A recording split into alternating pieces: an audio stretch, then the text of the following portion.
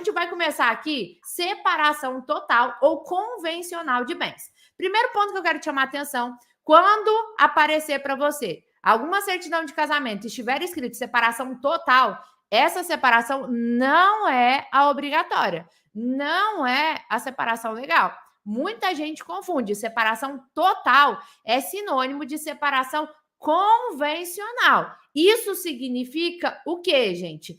Que é aquela separação que as partes escolheram se casar naquele regime, que elas convencionaram, e por isso convencional, a separação total dos bens entre eles.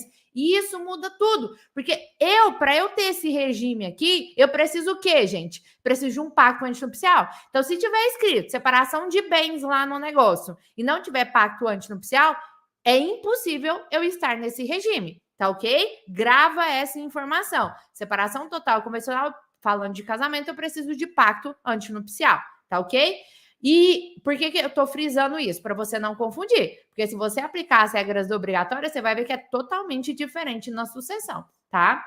Então, aqui, no regime de separação total ou convencional, eu posso ter duas hipóteses de bens. Você tá vendo aí, ó, que a natureza do bem, se é patrimônio comum ou particular? Aqui, nesse regime, não existe patrimônio comum em nenhuma hipótese. Então, aqui é o regime que é mais fácil de todos da gente fazer no inventário, porque todos os bens que estiverem em nome do falecido, eu tenho certeza absoluta que todos eles vão para o inventário e que tudo aquilo é o quê, gente? Patrimônio particular. E patrimônio particular eu estou falando de quê? De herança, e o cônjuge ou companheiro, né? Aplica-se por analogia, vai ter direito de herança. Então, aqui é o regime para facilitar a sua vida. Se o seu cliente aí, né, o pai, né, o falecido, era casado no regime de separação total ou convencional, não precisa fazer análise de natureza de patrimônio, porque é impossível existir meação nesse regime. Olha como já agiliza. Eu não preciso analisar nada. Tá no nome do falecido. Ah, mas eu tenho um bem aqui que tá em nome do seu João e da esposa, né, que tá viva, a Dona Maria. Meu amor, isso não é patrimônio comum. Isso não é mancomunhão. Isso é copropriedade. Qual é a diferença? Quando eu estou diante de um patrimônio que é comum, eu tenho o quê, gente? O que a gente chama de mancomunhão. Por isso, patrimônio comum. Quando eu tenho um regime que é impossível ter meação, os dois nomes ali é a mesma coisa se eu comprasse um bem hoje junto com a minha tia, Dona Alfreda, né?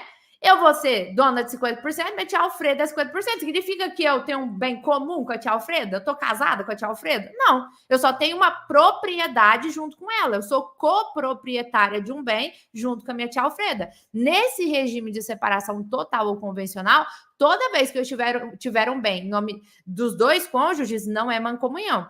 É o quê? Copropriedade. Eu vou separar o pedaço do cônjuge sobrevivente, é só dele, e o do falecido eu vou levar para o inventário, e esse cônjuge vai ter direito de herança sobre aquela parte do bem que era do falecido. Ficou claro isso daqui, gente? Nesse regime, nem precisa analisar natureza de bem, quando foi adquirido, nada.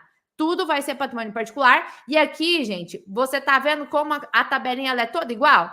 Então, pouco importa com quem está concorrendo. Está concorrendo com descendente, filho, neto, bisneto do falecido?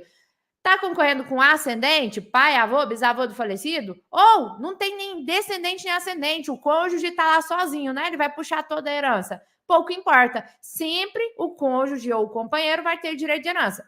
Facilitou aí sua vida?